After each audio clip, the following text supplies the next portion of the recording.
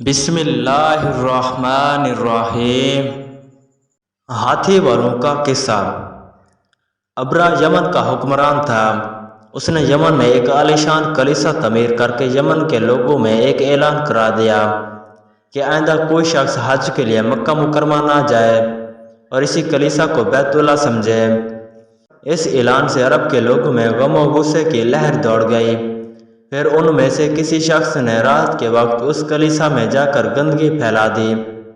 ابرا کو جب یہ معلوم ہوا تو اس نے ایک بڑا لشکر تیار کر کے مکہ مکرمہ کا رخ کیا۔ راستے میں عرب کے کئی قبیلوں نے اسے روکنے کی کوشش کی، لیکن ابرا کے لشکر کے ہاتھوں انہیں شکست ہوئی۔ آخر کار یہ لشکر مکہ مکرمہ کے قریب ایک جگہ پہنچ گیا۔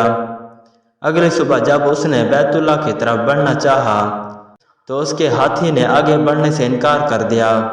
اسی وقت اس کی طرف سے عجیب و غریب قسم کے پرندوں کا ایک غول آیا اور لشکر پر چھا گیا۔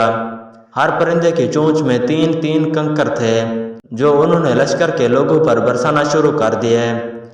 ان کنکروں نے لشکر کے لوگوں کے جسموں کو چیر کر رکھ دیا۔ یہ عذاب دیکھ کر سارے ہاتھی بھاگ کھڑے ہوئے۔ لشکر کے سپاہیوں میں سے کچھ وہیں ہلاک ہو گئے اور کچھ جو بھاگ نکلے وہ راستے میں مر گئے۔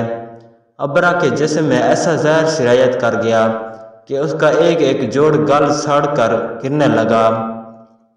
اسی حالت میں اسے یمن لایا گیا۔ وہاں اس کے سارے بدن سے خون بہہ بہہ کر ختم ہو گیا۔ اس کی موت سب سے زیادہ عبرتناک ہوئی۔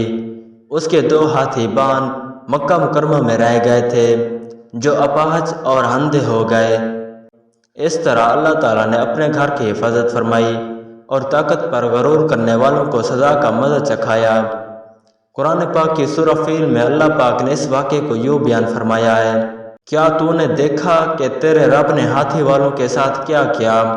کیا ان کے مکر کو بیکار نہیں کر دیا اور ان پر پرندوں کے جھنڈ بھیج دیے جو انہیں مٹی اور پتھر کی کنکریاں مار رہے تھے، بس انہیں کھائے ہوئے بھوسے کی طرح کر دیا۔